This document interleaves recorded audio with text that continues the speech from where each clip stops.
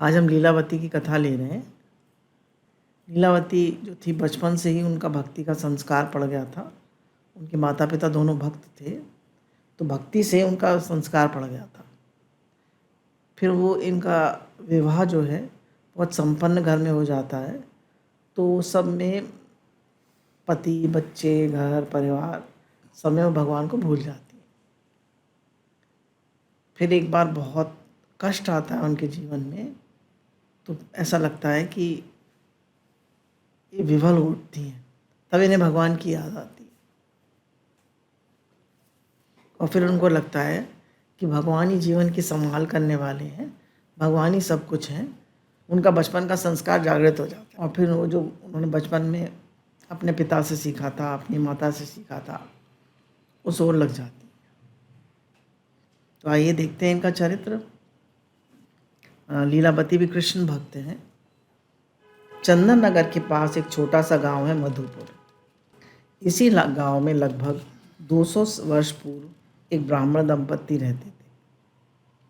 वास्तविक अर्थ में ब्राह्मण। नाम था नारायणकांत और रत्नेश्वरी। गांव में एक संस्कृत पाठशाला थी, उसी में नारायणकांत अध्यापन कार्य करते थे और यद से जो कुछ प्राप्त हो जाता उसी से पति पत्नी सुख से जीवन यापन करते।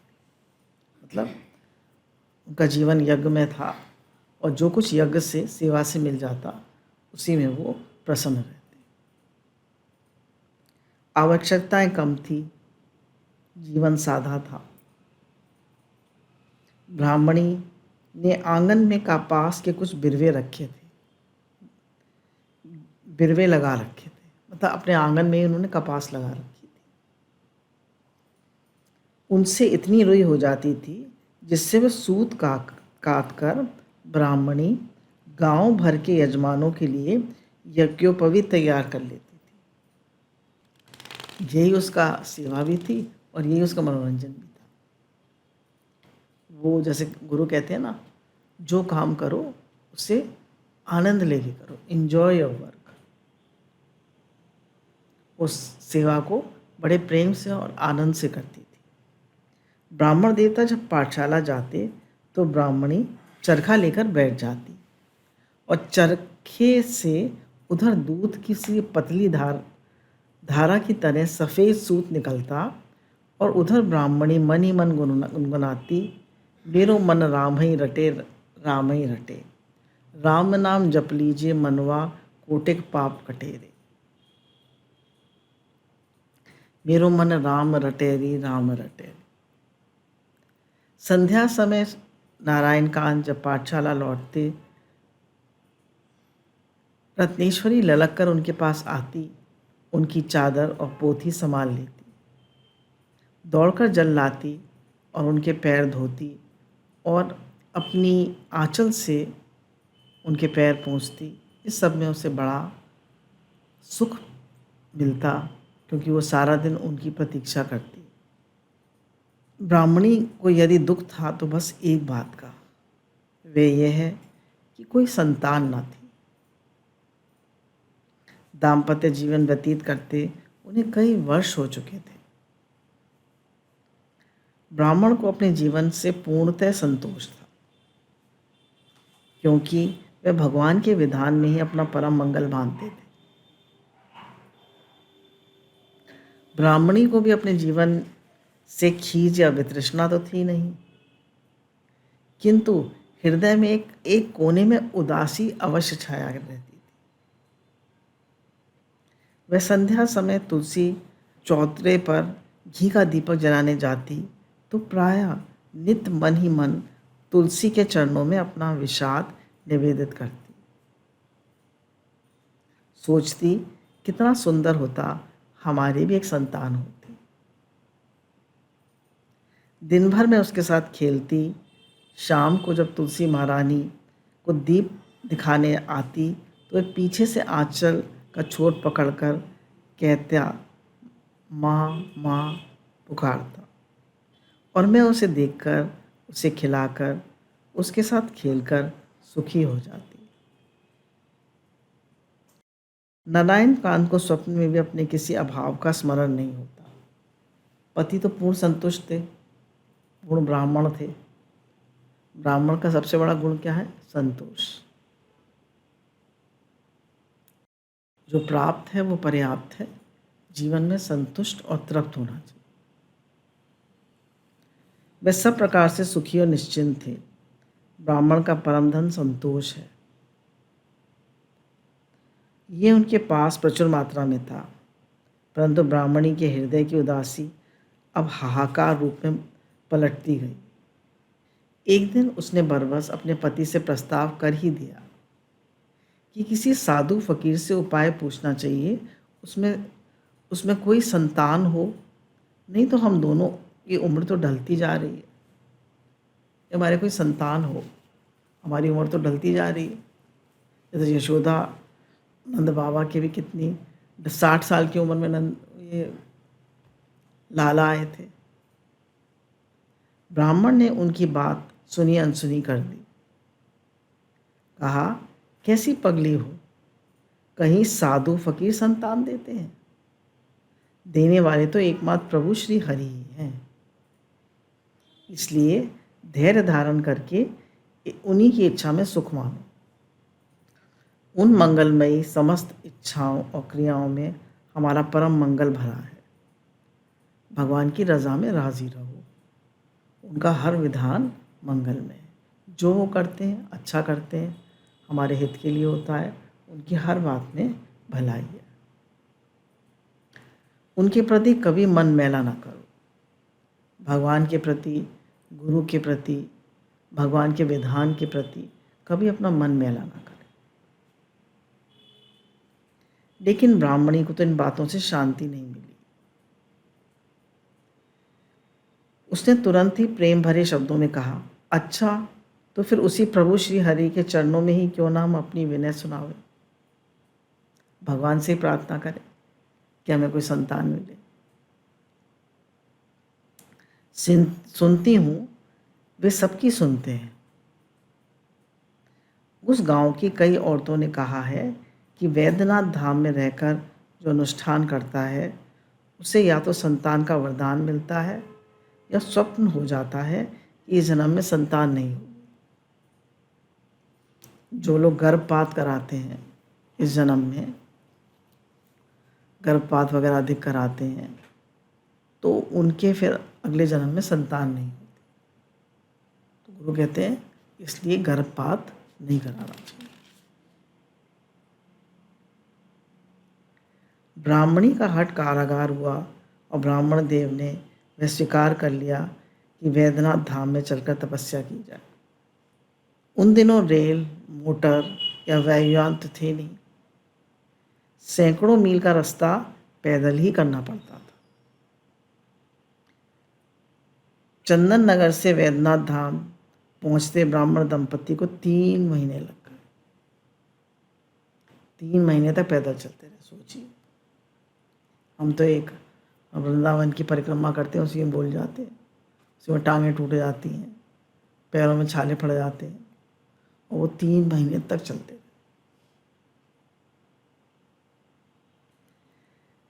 वैद्यनाथ धाम पहुंचकर भगवान वैद्यनाथ के मंदिर के पास वे लोग ठहरे।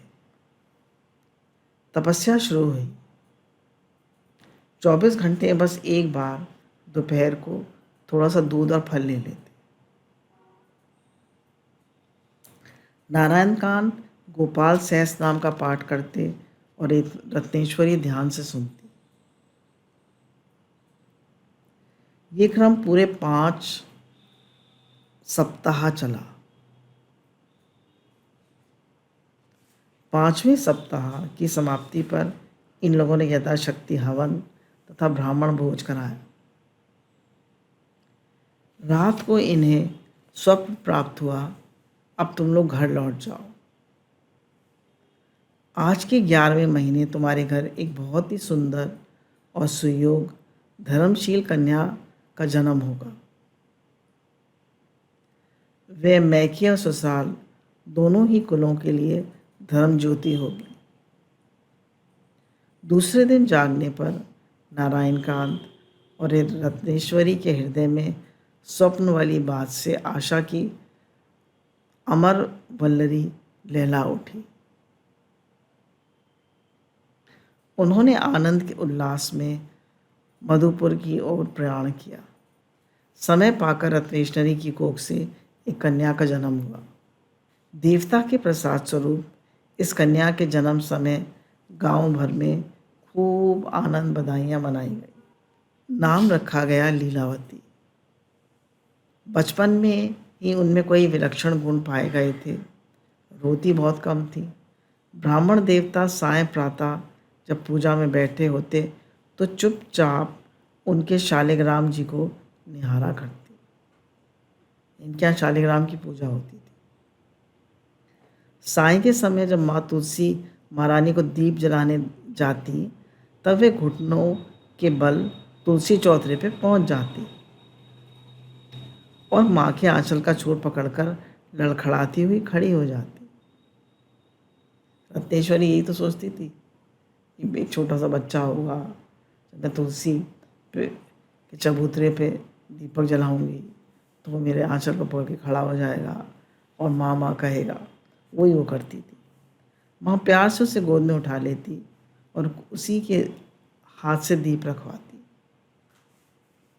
और उसका मस्तक तुलसी के चबूतरे पे झुकाकर माता से ये आशीर्वाद मांगती, ये अच्छे घर जाए और निर्मल बुद्धि प्राप्त।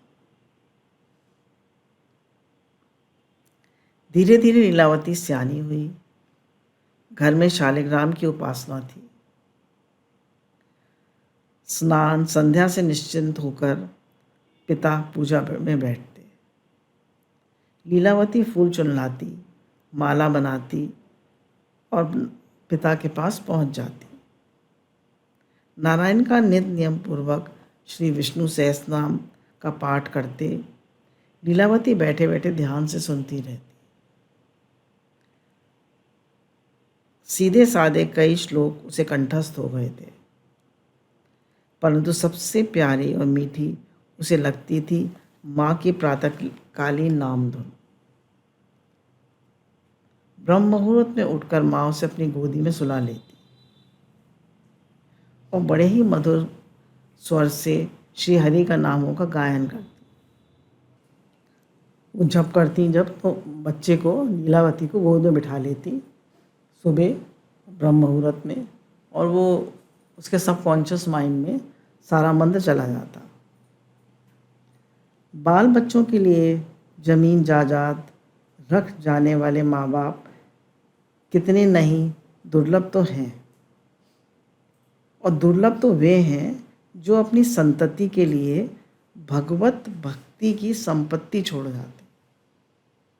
पूरे जमीन जायदाद छोड़ जाओ तो कौन सी बड़ी बात है, सब नश्वर है, पर जो अपनी संतति को भक्ति के संस्कार दे देते हैं उससे बड़ी कोई चीज़ नहीं।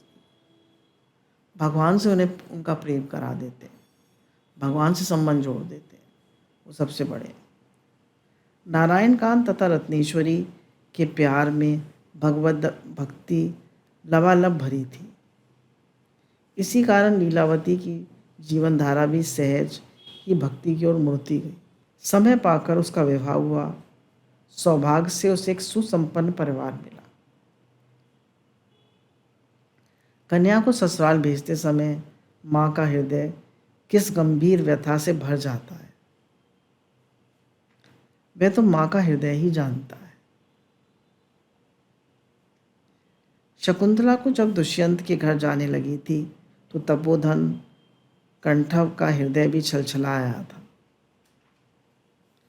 उसी प्रकार आज नारायण कांत और रत्नेश्वरी का हृदय भी में अपार व्यथा थी। उसका घर फिर सूना हो जाएगा, ये सोचते ही माँ बिलखने लगती। परंतु फिर स्मरण हुआ था, बेटी तो पराया धन है, दूसरे के घर की शोभा है।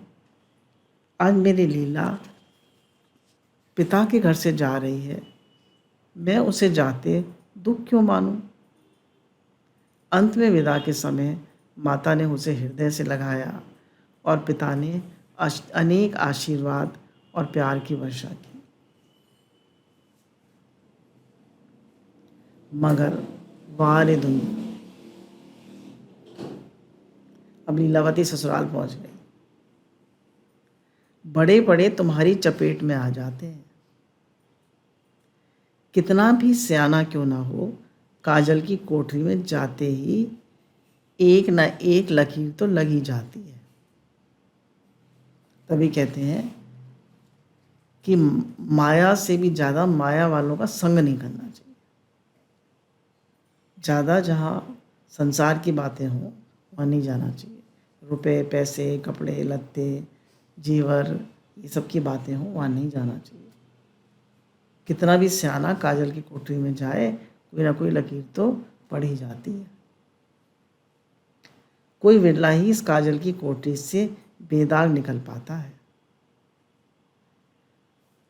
कोई कहीं अटक जाता है, कोई कहीं। कंचन की परिधि तोड़ो तो कामनी का जाल बिछा हुआ है। कह रहे पैसे की ओर से ध्यान हटाओ तो कामनी, स्त्री में मन फंस जाता है। स्त्री की ओर से मन हटाओ तो कीर्ति, मान प्रतिष्ठा में मन अटक जाता है। ससुराल में आने के बाद लीलावती पर ये दुनिया का नशा इस प्रकार छा गया कि पहले के संस्कारों को वह सर्वथा भुला बैठी। पति राजपुरोहित थे, घर में लक्ष्मी का विलास था, किसी बात की कमी नहीं थी। दास दासियां सेवा सुषमा के लिए थीं। लीलावती भोग के इन प्रलोभनों के सामने झुक गई। बड़ा ही कठिन प्रलोभनों को जीतना है। जो लोग भगवान को अपना जीवन देते हैं, जैसे मीरा ने दिया, यहाँ पर साधक लोग आते हैं जो अपना जीवन देते हैं, वो सब प्रलोभनों को छोड़ के आते हैं। ऐसी चीज़ों को ज़्यादा देखना भी नहीं चाहिए और मन भी नहीं जाना चाहिए। देखते हैं तो मन भी आ जाता है। 5-7 वर्ष के भीतर ही से 2 संतान हो गई, गोपाल कृष्ण और कालिंदी, एक लड़का और एक लड़की, एक बेटा एक बेटी। बस पति के भोग विलास का साधन जुटाना और बच्चों के सुख में भुलाए रहना, इसके सिवा लीलावती के लिए अब कोई कार्य न रह गया। देर तक सोती रहती, घर का सारा काम धंधा दास दासियों पे छोड़े रहती। पतिदेव भी उसके इशारे पर नाचने वाले जीव थे। पति बहुत प्रेम करते थे, जैसे वो कहती वैसे करते, वह जो कहती वही करते। जैसे भंवरा सूखे काठ को स्वयं को रेत डालता है, वही कोमल कमल के बीच में आकर प्रीति के रीति में लग जाता है और केसर को जरा भी धक्का नहीं लगने देता। कह रहे भंवरा जो है लकड़ी को तो काट डालता है और जब कमल में बंद होता है तो उसकी जो केसर होती है वो जरा भी धक्का नहीं लगने देता, उसके पास में बंध जाता है। ऐसे हमारा मन कब स्त्री में बंध जाता है, कामनी में बंध जाता है, कब पैसे में बंध जाता है, कब मान प्रतिष्ठा में बंध जाता है, पता ही नहीं लगता। तो भगवान के समर्पित होकर नाम जप करते रहना चाहिए और भगवान को पुकारते रहना चाहिए कि भगवान अपनी शरण में रखना और हमारा मन कहीं ना जाए। इस संसार की माया से बचा के रखना भगवान। इंद्रियों का नियमन नहीं, मुख में नाम नहीं। अब लीलावती कहानी सुना रहे, इंद्रियां वश में नहीं, मुख में नाम नहीं। ऐसा जीवन तो भोजन के साथ मक्खी निगलने जैसा है। देर तक सोते रहना, खाने पीने भोगने में लगे रहना, मुख में नाम नहीं, इंद्रियों का कोई कंट्रोल नहीं। ऐसा जीवन भोजन के साथ मक्खी निगलने जैसा है। ऐसे भोजन से भला किसको सुख मिल सकता है? बोले मक्खी के साथ भोजन भी खा रहे हो, मक्खी भी खा रहे हो, किसको सुख मिल सकता है? और बड़ी विचित्र बात तो ये है कि जगत के भोग विलास में डूबे हुए लोग भी अपने को उससे सुखी नहीं मानते। कितना भी पैसा हो, कितना भी मान प्रतिष्ठा हो, कितना भी सुख और आराम हो, फिर भी कोई सुखी नहीं। मच वॉन्ट्स मोर। सब पैसे वाले हमको लगता है सुखी हैं, पर कोई सुखी नहीं। नानक दुखिया सब संसार, कोठे चढ़कर वे किया, घर घर लागी आग। जब सदगुरु के सदके जागा, नहीं तो मैं भी जल जाता। लोग भी सुखी नहीं मानते, उनके भीतर अभाव की भट्टी सदा जलती रहती है। मच वॉन्ट्स मोर, उनके अंदर अभाव होता है। देखो उसके पास इतना है, देखो उसके पास इतना है। कंपैरिजन का तो कोई अंत नहीं है। गुरु कहते हैं भगवान की तरफ देखो। सम्मुख होए जीव मोहि जमई, जन्म कोटि अविनाशई तभी। जब भगवान के सम्मुख होते हैं तभी हमारे दुख कटते हैं, तभी हमें संतुष्टि मिलती है। ये है तो वह नहीं है, ये है तो वह है नहीं। भगवान एक नाक दुख सबको दे के रखते हैं। 7 नंबर का 8 नंबर का जूता दे के रखते हैं। एक ना एक दुख भगवान सबके जीवन में रखते हैं, नहीं तो भगवान की ओर कौन जाएगा। कोई बीमारी, कोई कष्ट, कोई अभाव सबके जीवन में होता है। पूर्ण सुखी कोई नहीं हो सकता।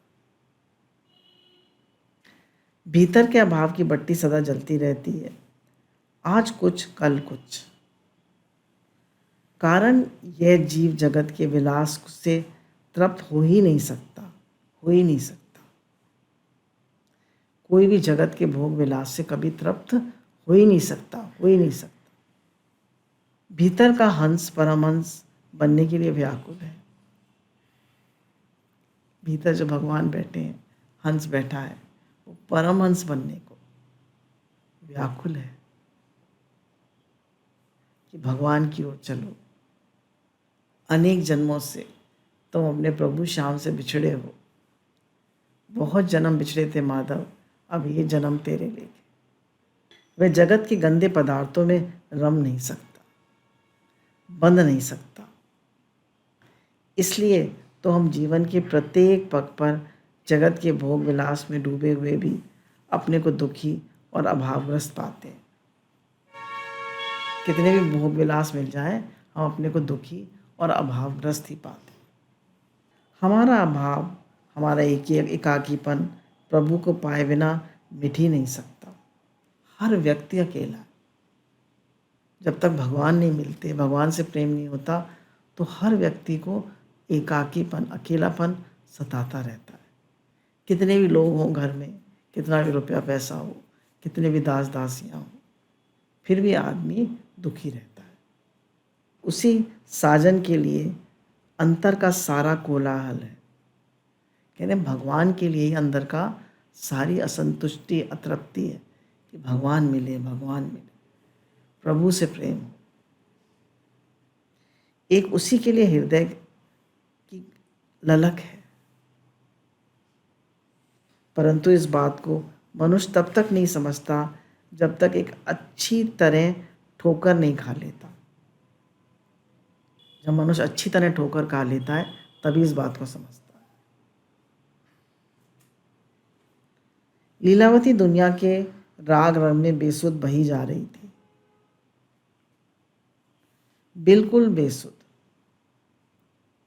एकाएक एक दिन उसकी कालिंदी को हैजा हो जाता है, बेटी को हैजा हो जाता है और उसके लड़के को भी हैजा हो जाता है। इन्फेक्शन है ना, तो उसको भी पकड़ लेता है।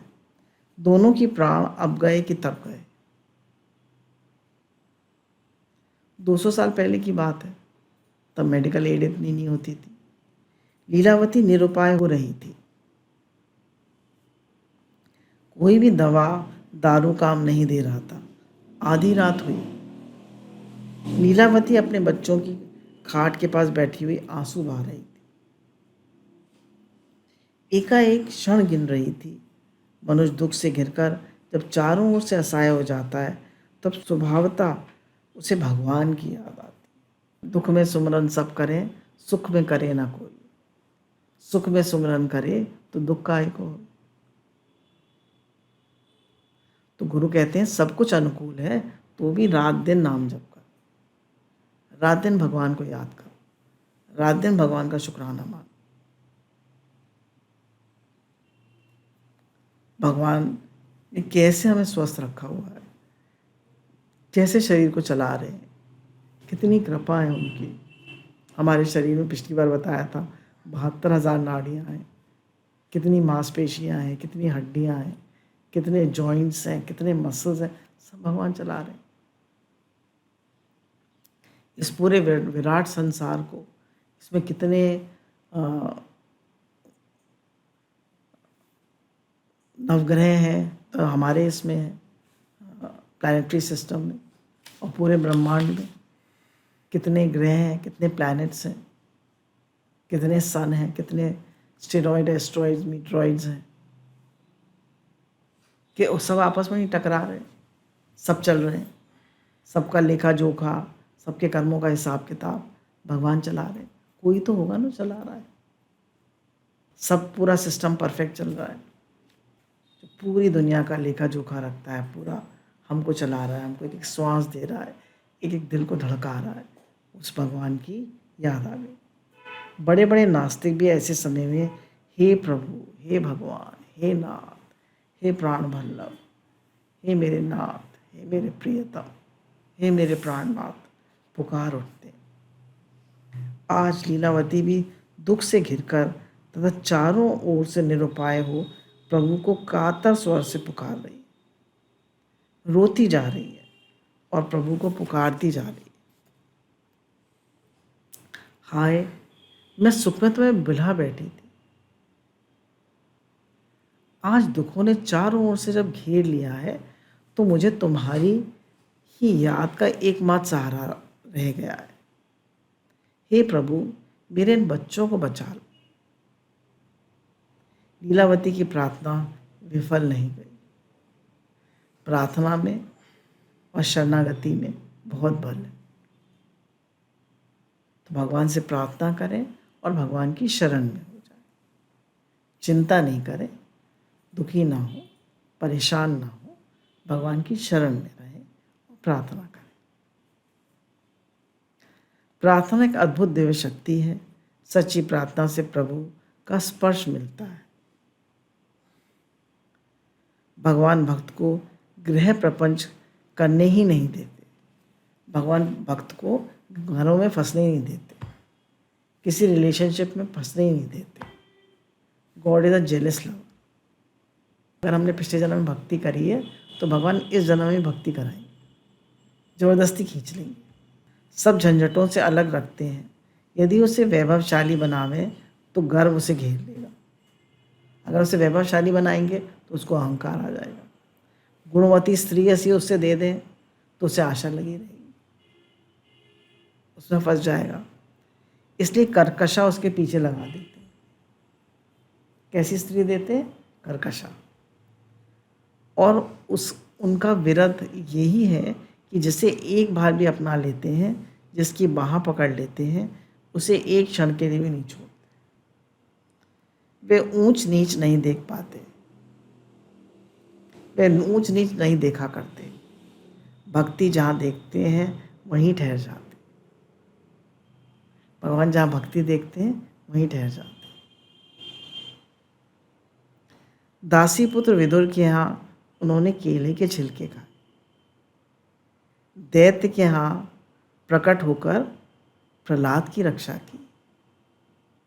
रैदास के यहाँ चमड़ा रंगा करते थे। कबीर के छिपकर वस्त्र बुन दिया करते थे। धम्मा के यहाँ पानी भरा करते थे। नरहरि सुनार के साथ सुनारी करते थे। चना के साथ गोबर बटोरते थे। नाभा के साथ निसंकोच होकर पूजन करते थे। नाभा की बहुत लंबी दाढ़ी होती है और उनकी जटाएं होती हैं। तो एक बार ब्रज में जा रहे होते हैं तो उनकी जटाएं और उनकी दाढ़ी जो है झाड़ियों में फंस जाती है। बहुत निकालने की कोशिश करते हैं, नहीं निकलती है। तो ब्रजवासी कहते हैं हम मदद कर देते हैं। तो कहते हैं नहीं, जिसने फंसाई है वो ही निकाले। भगवान को पुकारते हैं तो भगवान प्रकट हो जाते हैं। तो कहते हैं नाव में निकाल दूँ, तो कहते हैं कि तुम कौन हो? कहते हैं भगवान हूँ। बोले कैसे पता तुम भगवान हो? बोले मैंने मैंने मुकुट लगाया हुआ है, उसमें मोर पंख है, बांसुरी है। बोले वो तो कोई भी ब्रज का लाला कृष्ण बन के घूमता रहता है। तो बोले कैसे बताऊँ मैं कि मैं भगवान हूँ? बोले राधा रानी को लाओ, वो बताएंगे। जब दोनों राधा कृष्ण आ जाते हैं, बोलिए हमारे श्याम सुंदर भगवान की जय, राधा रानी कन्हैया की जय, युगल सरकार की जय। जब वो प्रकट हो जाते हैं तो फिर वो उनकी दाढ़ी निकाल देते हैं झाड़ियों से। एकनाथ के यहाँ श्रीखंडी बनकर चौकावर्तन करते थे भगवान। तब भक्त की तो सेवा करने में उन्हें बड़ा आनंद आता। और ज्ञानदेव की भीत खींचते थे। ज्ञानदेव जो थे दीवार चुनते थे, तो उसके उनके साथ दीवार चुनवाते थे। ईश्वर अपने भक्त से बार बार यही कहता है कि तू दुनिया से विमुख होकर मेरी ओर आ। बिना मेरी ओर आए तुझे सच्ची शांति और सुख नहीं मिलेगा। कब तक तू मुझसे भागा फिरता रहेगा? कब तक मुझसे विमुख रहेगा? और जिस क्षण भक्त प्रभु का सर्वभाव से आश्रय ले लेता है, उसी क्षण परमेश्वर उसकी रक्षा, योगक्षेम, सारा भार अपने ऊपर ले लेते हैं। लीलावती अपने गत जीवन पर घोर अनुताप हुआ। इतने दिन विस्मरण में बीते, यह सोच सोचकर वह धाड़ मार मार कर रोती और छाती पीटती। सच्चा अनुताप ही जीवन को निर्मल बनाने का एकमात्र अमोघ साधन है। इस अनुताप से बढ़कर हृदय के लिए और क्या सहारा है? जगत के प्रलोभन और आकर्षण की मदिरा पीकर मद जीव जब बेसुध हो जाता है, तो दुखों की प्यार भरी मार से प्रभु उसको होश में लाते हैं और अनुताप के तीरथ में निला देते हैं। इसलिए जब भगवान को भूल जाता है मनुष्य और रुपए पैसे में, मान बढ़ाई में फंस जाता है, तो भगवान उसके ऊपर दुख भेजते हैं और उसे जगाते हैं। अनुताप करते हुए जीव कहता है मैं तो अनाथ हूँ, अपराधी हूँ, कर्महीन हूँ, मंदमती हूँ, जड़ बुद्धि हूँ। भगवान मैंने क्या किया? कैसे मेरे कर्म थे, कैसा मेरा आचरण था, कैसे मैं कर्महीन था, क्या क्या मैंने किया। उसे अपने सब कर्म दिखाई देने लगते हैं। अपनी वाणी से मैंने आपको कभी याद नहीं किया, तुम्हारा गुणगान नहीं सुना, न गाया। अपना हित छोड़ विषय व्यामों में मारा मारा फिरा। संतों का संग मुझे अच्छा नहीं लगा। दूसरों को पीड़ा पहुंचाने में कभी दया नहीं आई। दूसरों को दुख देता रहा, बुरी तरह करता रहा, लोगों का पैसा मारता रहा, कंजूस बना रहा। एक एक कर्म हम वापस हमारे पास लौट के आता है। हम कैसे बोलते हैं, कैसा आचरण करते हैं, कैसे बुरी तरह करते हैं। अभी तो हमें सब कुछ अनुकूल मिला है, फिर जब दुख आता है तो आदमी परेशान हो जाता है। मैंने ऐसा क्या किया था, मैंने ऐसा क्या किया था। इसलिए गुरु कहते हैं सावधान, सावधान रहो। किसी को बुरी तरह मत करो, किसी का बुरा मत सोचो, किसी का बुरा मत समझो, किसी का बुरा मत करो और किसी का बुरा मत कहो।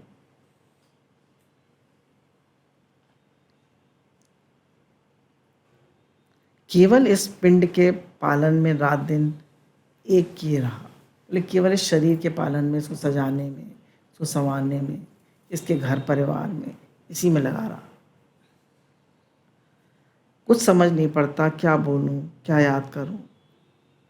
मैंने अपने आप ही अपना सत्यानाश किया। हर मनुष्य अपने आप ही अपना सत्यानाश करता है, भगवान को भूला रहता है। मैंने अपना आप ही बदला लेने वाला वैरी बना। मैंने अपने आप से ही अपना बदला लिया। मैं अपना खुद ही वैरी बना। मनुष्य अपना ही मित्र है, अपना ही शत्रु है। तो मैंने अपने साथ ही अब शत्रुता करी। मैंने आपको याद नहीं किया, मैं आपको भूला रहा, अहंकार में पड़ा रहा, लोगों को बुरी तरह करता रहा, मेरा आचरण खराब, मेरी बोली खराब, मेरा व्यवहार खराब। हे भगवान, तुम दया निधान हो, मुझे इस भव सागर से पार उतारो। हे करुणा निधान, हे कृपा निधान, हे दया के सागर, हे प्राण बल्लभ, मुझे इस भव सागर से पार उतारो। मेरा मन अपने में लगाओ, हर समय मेरा नाम जप चलता रहे, हर समय मेरी भगवत दृष्टि बनी रहे, हर समय मन आप ही का गुणगान, आपसे ही प्रेम करता रहे, आप में ही लगा रहे। जैसे भंवरा फूलों पे लगा रहता है, ऐसे ही मेरा मन भंवरा आपके गुणगान में, आपके प्रेम में, आपकी तरफ ही बेसुध रहे, बेकार की बातों में, इस व्याम मोह में ना फंसे, इस माया जाल में की तरफ ना जाए। संसार से किसी को कुछ नहीं मिलता, घर परिवार में भी ना फंसे, माया मोह में भी ना फंसे, कहीं ना फंसे, बस एक मन फंसे तो आप में फंसे, बस आप अच्छे लगे, आप प्यारे। इस अनुताप के तीर्थ सलिल में स्नान कर चुकने के पर जीव सारा नशा उतर जाता है। जब एक बार पश्चाताप होता है जीव को, उसका सारा नशा उतर जाता है और उसकी सारी चिंता प्रभु के चरणों में निवेदित हो जाती है और उसकी सारी चिंता फिक्र भगवान के चरणों में समर्पण कर देता है। आज का प्रभात लीलावती के लिए वस्तुतः जीवन प्रभात था। उसने सवेरे सवेरे देखा एक अलमस्त फकीर अपने तंबूरे पे गाता हुआ चला जा रहा था। राम कहत चलूं, राम कहत चलूं, राम कहत चलूं भाई रे, नाही तो भव बगारी में परबे, छूटत अति कठिनाई रे। सचमुच ये भव बगेरी बड़ी बुरी बला है। संसार बगेरी में पकड़ लेता है और जल्दी छोड़ता नहीं। जैसे आदमी दलदल में फंस जाता है ना, ऐसे ही इसमें फंस जाता है संसार। जितनी निकलने की कोशिश करता है और फंसता जाता है, प्राण ले लेता है, आखिरी सांस तक बेगार लिए जाता है। पैसे में आदमी ऐसा फंस जाता है, हाय पैसा, हाय पैसा, हाय पैसा। परिवार में ऐसा फंस जाता है, हाय मेरे बच्चे, हाय मेरे पोते पोती। रीचनी की तरह गुदगुदाकर प्राण लेता है। इससे पिंड छुड़ाने का बस एकमात्र साधन है भजन। लीलावती की आंखें अब खुल चुकी थीं। अंतर की आंखें बाहर का सारा खेल बाहर की आंखें देखती हैं और उसके अंदर की आंख खुल गई थी। बाहर की आंखें बाहर का खेल देखती हैं और अंदर की आंखें हमारे मन में क्या चल रहा है, हमारे अंदर क्या हो रहा है, वो सब देखती हैं। तभी कहते हैं ना, अंतर्मुखी सदा सुखी, बाहरमुखी सदा दुखी। जो आंखें बाहर देखती हैं वो तो बाहर की आंखें, चमड़े की आंखें, अंदर की आंख खुल गई थी उसकी। और भीतर की लीला, भीतर की आंखें, जिसे भीतर की ओर देखने का चस्का लग जाता है, वह बाहर के इन बनते मिटते चित्रों से आंखें फेर लेता है। जिसे अंतर्मुखी रहना, भगवान का जप करना, भगवान की ओर देखना, भगवान की लीला में मन लगाना, भगवान की वाणी सुनना, गुरु की वाणी सुनना, इस सब में मन लग जाता है। तो कह रहे हैं वो संसार की लीला से मन मोड़ लेता है और सच्चा देखना तो वही है। लीलावती के पुराने संस्कार जागृत हो आए। पिता का विष्णु सहस नाम का पाठ, माता की नारायण नारायण की नाम धुन, सब एक एक करके जाग उठे।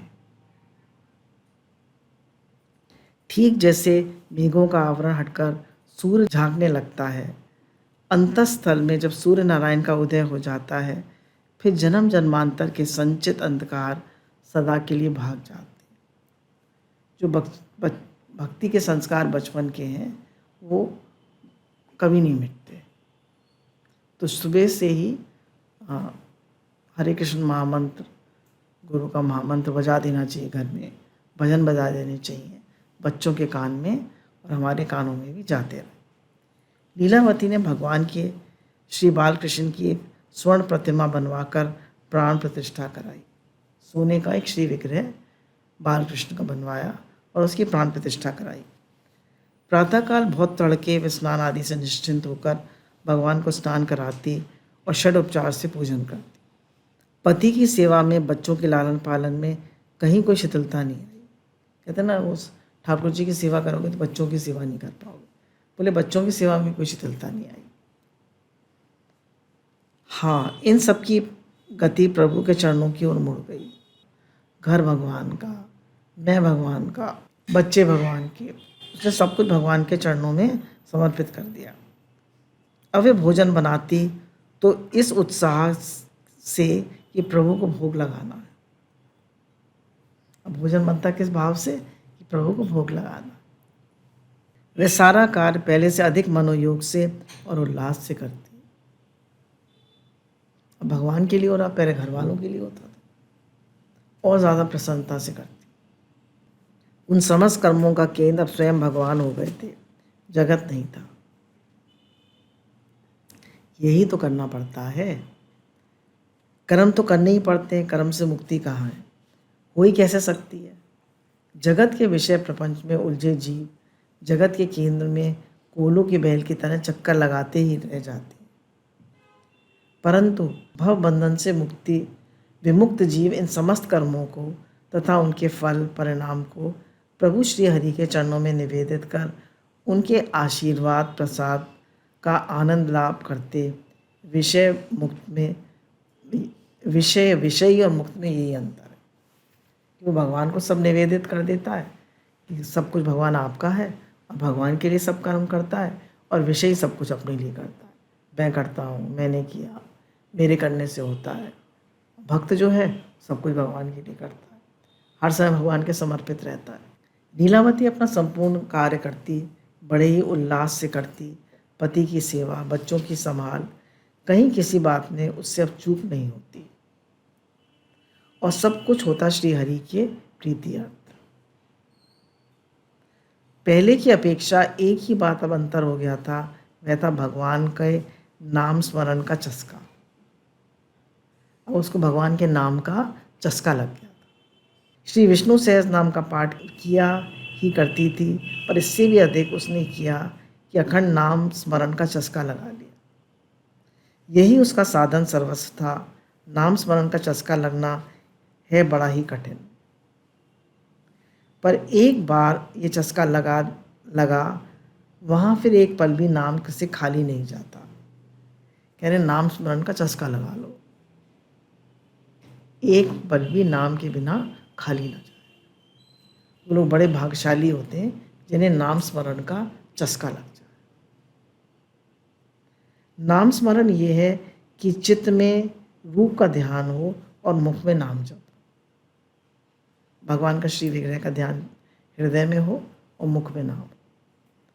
चित्त की तन्मयता हो जाए, यही वाणी में नाम बैठ जाने का लक्षण है। यानी चित्त में ध्यान ना भी हो तो ना सही, पर वाणी में तो नाम हो, मुख से हम नाम लेते रहें। फिर वाणी का नाम हृदय में भी ध्यान ले आता है। नाम का रस एक बार जब अच्छी तरह मिल जाता है तो फिर उससे छिड़ाए भी नहीं छूटता। यही नाम का स्वारस्य है। नाम से बढ़कर कुछ नहीं है कलयुग में। हरे नाम केवलम कलो नास्ते गतिरंत। कलयुग में नाम से बढ़कर कुछ नहीं। लीलावती की स्थिति धीरे धीरे प्रगाढ़ होती गई। वाणी में नाम, चित्त में रूप अच्छी तरह उतर गया। उसके हृदय आंगन में वही श्री कृष्ण अहर्निश विलखता रहता था। कभी चाँद खिलौना के लिए अड़ जाता। माँ भीतर ही भीतर कभी उसकी चुम्मियाँ लेती, कभी उलझी लटें सुलझाती, कभी गूँथती। अंदर ही अंदर उसकी सेवा परिचर्या में, उसके लाड़ प्यार में लगी रहती। इतना अधिक कि बाहर के कार्य बाहर धीरे धीरे शिथिल होते गए। बच्चे बड़े हो गए, उनकी शादियाँ हो गई, बाहर के काम सब कम होते गए। जगत के समस्त दायित्व से मुक्त हो चुकी थी। पतिदेव भी उसकी प्रगाढ़ भक्ति से अपने को कृतकृत मानते थे। लीला की उत्कट साधना के कारण समस्त परिवार में, समस्त वातावरण में भगवत भक्ति की सुगंध भर रही थी। देवोत्थान एकादशी की रात थी। घर में प्रभु श्री बालकृष्ण की झांकी सजाई गई थी। आधी रात सबने जागरण किया, फिर चरणामृत बटा। लीलावती के हृदय में आज कुछ अजीब तरह की लहरें उठ रही थी। उसने कन्हैया को हृदय में जकड़ रखा था और ठान लिया था कि आज इन्हें स्तनपान कराऊंगी, आज कन्हैया को अपना दूध पिलाऊंगी। धीरे धीरे वे क्या देखती है कि बालकृष्ण की स्वर्ण प्रतिमा में से, जो अनुपम ढंग से सजाई गई थी, किलकारियां छोड़ने लगी। लीलावती के स्तन में दूध उमड़ आया। वात्सल्य प्यार के उभार में दूध उमड़ा और वक्ष स्थल को भिगोने लगा। फिर क्या देखती है कि वह यशोदा का लाला माँ लीलावती का स्तनपान करने के लिए आगे बढ़ता है। वे बरबस दौड़कर उसे छाती से लिपटा लेती है और स्तनपान कराती है। मात्र स्नेह में मुंह लगाते ही माता की छाती में दूध भर आता है। माँ बच्चे दोनों ही लाड़ लड़ाते हैं और एक दूसरे की इच्छा पूरी करते हैं। दूसरे दिन प्रातःकाल पूजा घर का द्वार जब खोला गया तो देखा गया कि लीलावती भगवान श्री कृष्ण की मूर्ति को गोद में चिपटाए बेहोश पड़ी है, सदा के लिए बेहोश। वह बेहोशी जो होश की चरम सीमा है, जिसे पाकर इस दुनिया की होश और होशियारी सदा के लिए पल्ला छूट जाता है। उसी बेहोशी में लीला सदा के लिए गोता लगा लिया।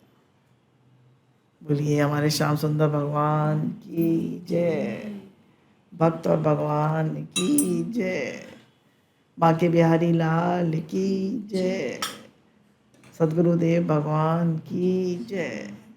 जय जय श्री राधे श्याम।